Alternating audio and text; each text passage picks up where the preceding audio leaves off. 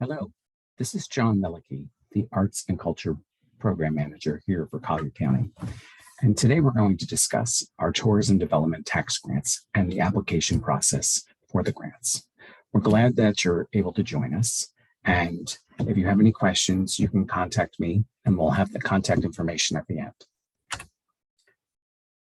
So the grants are due on March 28th by 5 p.m. There are two ways you can submit the grants. First, you can email it to charles.kemmerer@colliercountyfl.gov, or you can drop it off here at our tourism office at 2660 North Horseshoe Drive, Suite 205 here in Naples. There are two types of grants that you can apply, and you're allowed to apply for one of each type. First is what's known as the museum grant, which is category C2, and the marketing and special event grant, also known as category B. It's important to know that the grants are reimbursements of expenses. So in order to obtain the dollars, you need to provide documentation to obtain that payment. That also means that it is a reimbursement of expenses that you incur. And a lot is about marketing dollars, and we'll discuss what's allowed in the grant and what's not in a little bit. You can access the applications online at the link below, and it is only eligible for activities that take place in Collier County. But one important note is some organizations are not in Collier County and their headquarters are elsewhere, such as Lee County or other places, and you are allowed to apply for the grant as long as the activity takes place in Collier County. One important thing, and the first grant that we're going to talk about, is the museum grant. And that, of course, that's category C2. Most recently, the county has updated the definition of what a museum is for the museum grant. And that has come from the county attorney's office. A museum is now identified as one of the two items below. And if you fit into one, you're allowed to apply for a museum grant. First, a museum is a building or institution that cares for and displays a collection of artifacts and other objects of artistic, cultural, historical, or scientific importance. Many public museums make these items available for public viewing through exhibits that may be permanent or temporary. A second definition that is allowed is that a museum is a nonprofit organization that's a permanent institution in the service of society and its development. It's open to the public. It acquires, conserves, researches, communicates, and exhibits the tangible and intangible heritage of humanity and its environment for the purpose of education, study, and enjoyment. A couple of important objects with the museum grants is that the organization cannot be county-owned.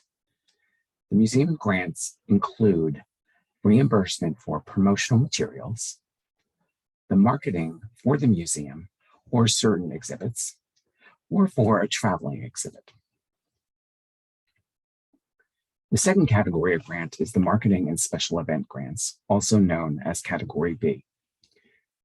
This includes such activities as first-time events, arts and cultural events, major events such as multiple-day art, food, and entertainment festivals, and assistance for organizations that highlight more than one tourism business. So for instance, it could be a marketing program, a special package promotion, maps, and this can be any type of organization. It can be a 501c3 organization or even a for-profit organization. This could include different marketing programs and packages that are promoted in a shopping center or mall, for instance. There are certain types of uses of the grant funds that are allowable in the grant. First, it can be for advertising and promotion expenses for activities of an event to increase the number of overnight visitors. It can also be used to create or enhance a website promoting the activity and linked to the Convention and Visitors Bureau, or CVB, website, which of course is www.paradisecoast.com. Promotional costs for marketing outside of Collier County is an allowable use and something that we really look for in the grant and seeing the importance of the grant. And funding is also available for activities and related marketing that will be showcased at an event to promote tourism to Collier County. As you can see, there's a lot of non-allowable uses for grant funds. These include prize money, scholarships, awards, plaques, or certifications, contest judge travel or staff travel, projects restricted to private or exclusion participation, private entertainment, food and beverages, and lodging, legal, medical, engineering, auditing, or feasibility study expenses or fees, salaries or supplements to salaries for staff, employment of personnel for the event. So in other words, you can't have part-time staff or personnel that are coming in just for the event and include that salary as part of the grant funds. Tangible personal property is also not allowed. That includes such things as office furnishings, capital equipment, permanent collections, and pieces of art. Interest or reduction of deficits or loans is also not allowed. Other things include expenses incurred or obligated prior to or after the project period. It's only expenses for the project period that are allowed in the grant funds. Advertising or promotional materials distributed after the event. Payments for services or goods purchased for previous or other activities. Capital or infrastructure projects. Payments for expenses that occur or are delivered prior to or after the effective date of the grant agreement.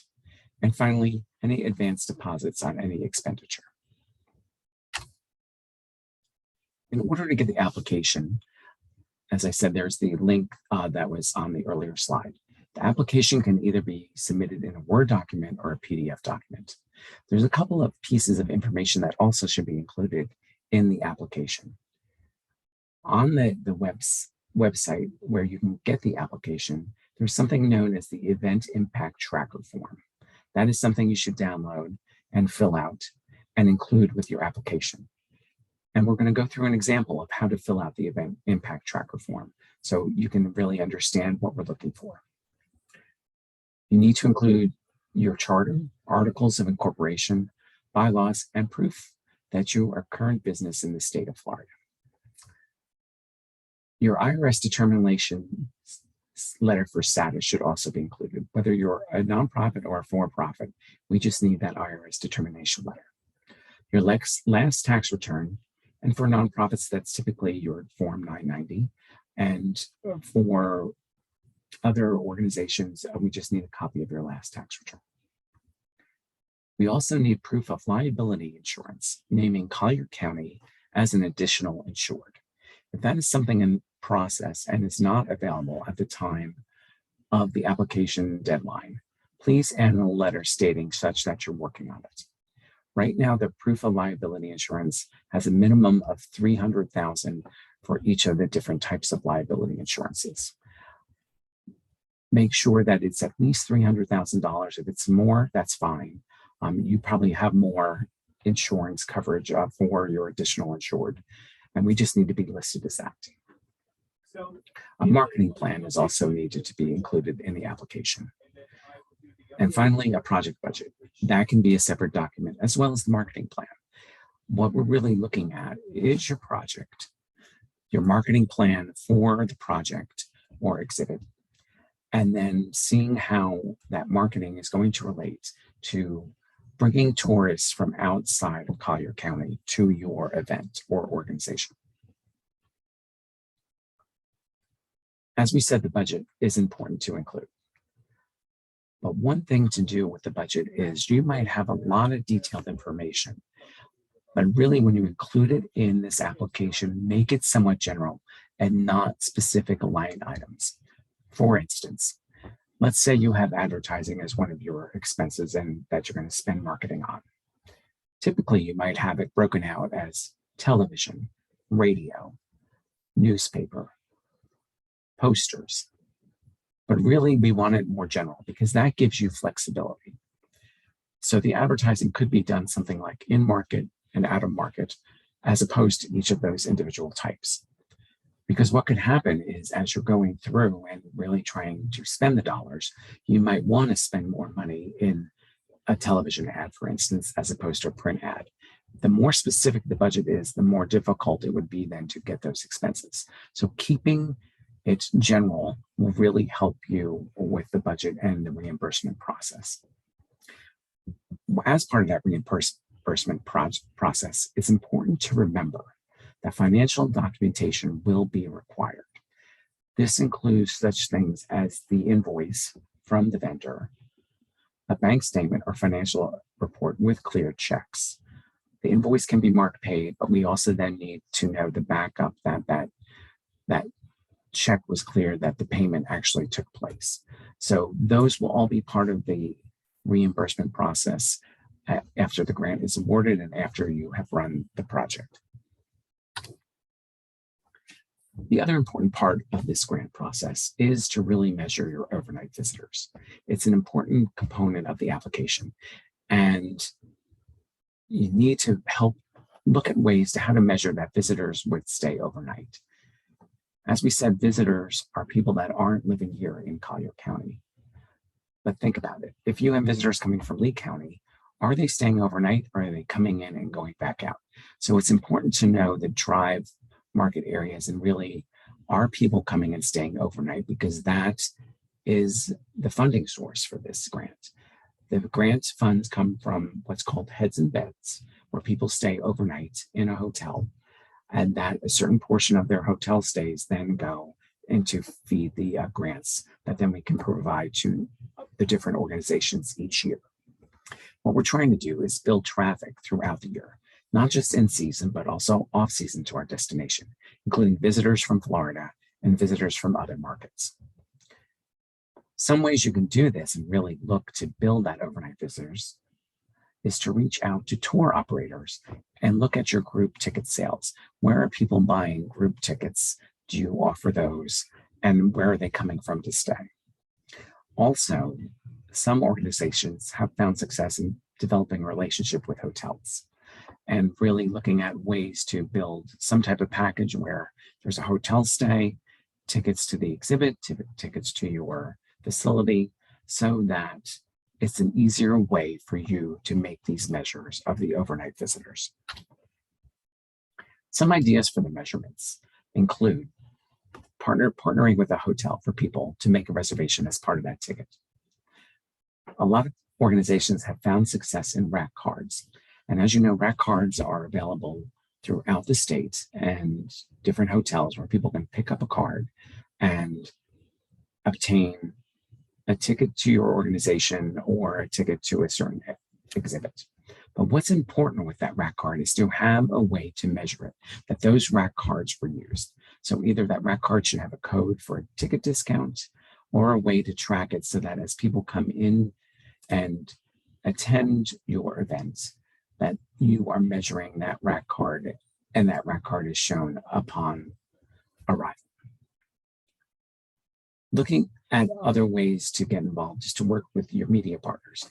Now, what's great is most local media here now have a statewide presence, so you can run a campaign in other markets. Some of them have, digital campaigns that can be possible in other markets, or print or radio or whatever it is. So really talk to your local media partners because many of them have a reach throughout these other markets. You can also email a survey of the attendees afterwards with questions about the zip code and questions on the state in the area.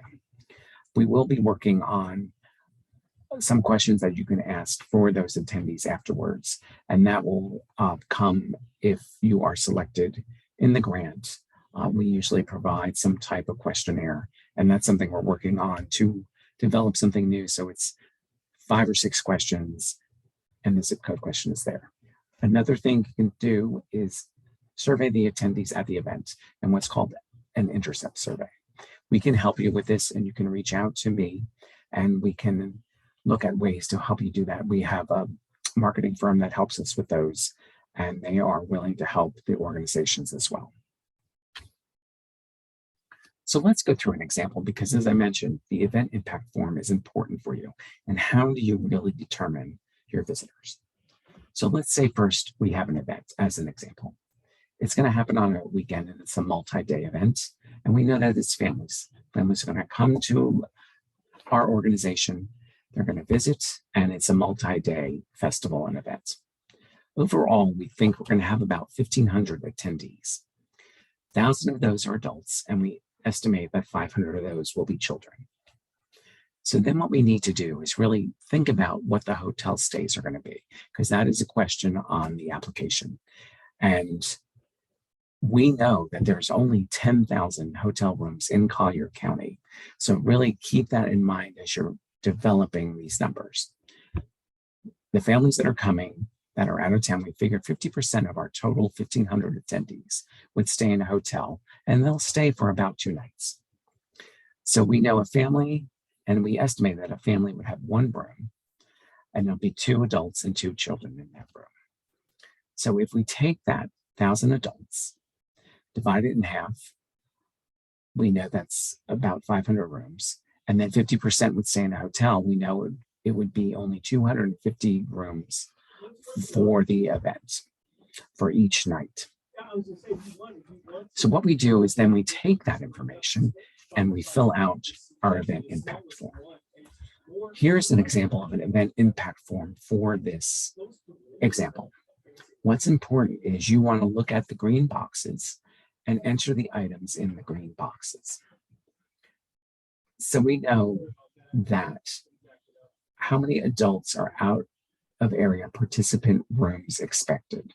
We think there's going to be 250 rooms over 2 days or 2 nights. And then the multiplier will fill out that total for you. You're going to do that the same for youth, out of town, spectator days, if you have media days, and other spectator days. Those don't need to be filled out. I would say the main key component is your participant rooms expected, and use that multiplier. If you know you're going to have a media day or have a big media presence, include that as well. So that's going to give you that total number. Moving down, that gives you then your total direct impact in this example of $75,500. We'll get to the blue items in a second. The other area that's down below at the bottom of the form, that's other green items to enter, is your total gross revenue of your project. How much do you think you're going to have as your gross revenue? In this example, we estimated that it would be about $12,000. We know we don't have any funds expended by the local government. We don't have any costs of additional public services. But we know we have about $3,000 of local expenses not covered in those 2 examples. So our net revenue, we estimate, will be $9,000. By filling out those green boxes, it will calculate the net revenue for you. So once you fill out this form, there are certain fields you need to transfer back onto your application form. And those are the items in blue. So first, that total direct impact goes into, on the form, the direct visitor spending box. The next area that you see, the total output impact, is really what's known as the economic impact. That's a calculation that's automatically done by the spreadsheet, and you fill in that number that's on the spreadsheet. In this instance, it's $112,495. Last is your tourist tax revenues. Again, this will automatically populate in the Excel sheet, but you need to transfer it to your application form. There are 2 taxes you can look at. One is the tourist tax revenue, which is the lodging tax, and then the optional gasoline tax. Include those both in that calculation. So add up the $3,775 and the $206.91 in this example, and put that on then the application form. If you have any questions, feel free to reach out and ask as you're going through it if you have any questions. Another area that we want to cover is a part of the application that's about your marketing and advertising campaign. A detailed marketing plan is needed as part of the response. there's a question on the application form called Uses of Tourism Tax Grant Fund. On the form, it's just a summary of what those uses are. You're going to list them out one by one. But what we would like is to have a detailed plan that's an additional attachment that really explains what your marketing plan and goals are going to be, because we can use that to help determine that marketing reach and what we're doing. It's important that to have as much detail as possible include both in market and out of market so we can see what your campaign is doing. As you're building this campaign, it's also important to remember that your media partners will need to provide that backup information. That backup information is required for you to get the reimbursement from us. What is that backup information? There are certain types. First is an affidavit, or what's known as a proof of performance. That includes the costs, when the ads ran, what was the audience reach. That is something your media partners can easily provide. We will need a copy of the advertisement and the date of the ad. Also, where it ran. What you want to do is also track any results of any mailings you do, emails, or social media campaigns by having those different appeal codes and hashtags. Having your hashtags and using that to help track your campaign reach is important.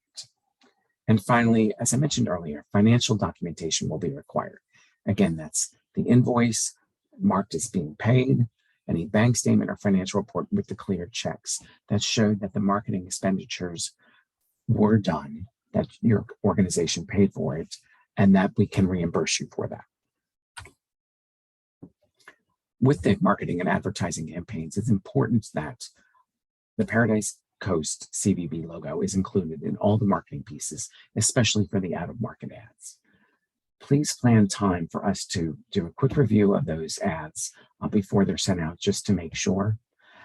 The logo should be tagged with our website. Those logos are available on our website that are downloadable for you.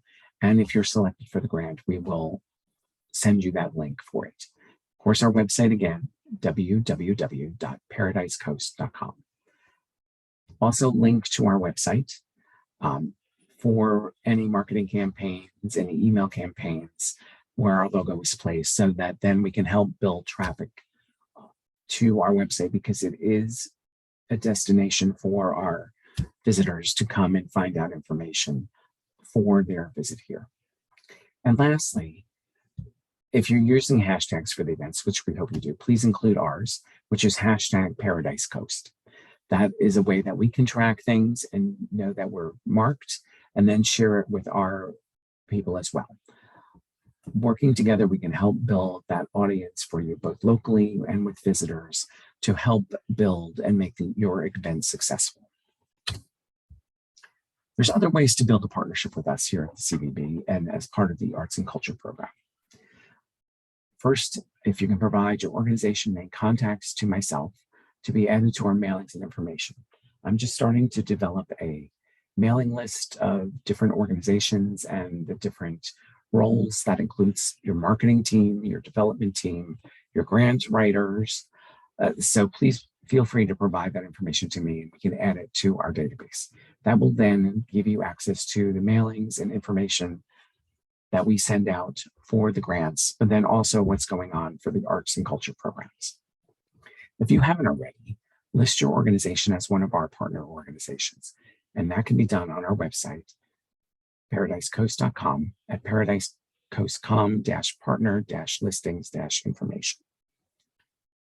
One thing we want to do is really include your photos. So you can share your high-res images to our CleanPix site, which is available at paradisecoast.com/media-center/photo-library.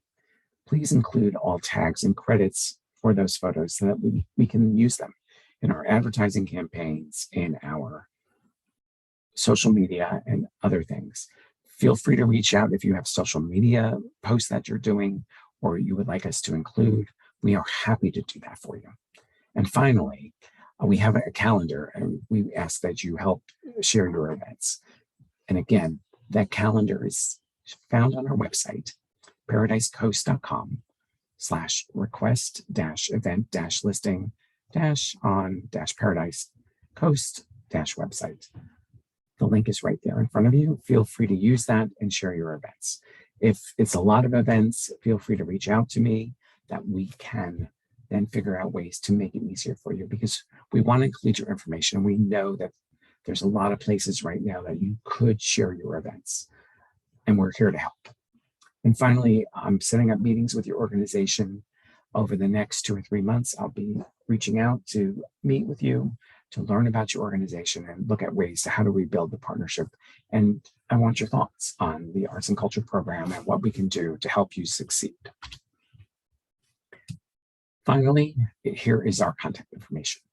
My contact information, again, I'm John Melleky, the Arts and Culture Manager, and you feel free to reach out to me on arts and culture events, the general grants information, or if you have questions. My email is john.melleky@colliercountyfl.gov with my office number and mobile number. Charles C.J. Kammerer is our operations analyst in our corporate business department, and he'll be the finance contact. If you have any questions on reimbursements or questions about the financial aspects of the grants, you feel free to reach out to him as well. And his email is charles.kammerer@colliercountyfl.gov. I thank you for being a part of this today and for watching this webinar. And if you have any questions as you're working on the grant, feel free to reach out. And we look forward to getting your application. And remember, they're due on March 28th, 2022 by 5:00 p.m. Thank you very much, and I look forward to working with you. Have a great day.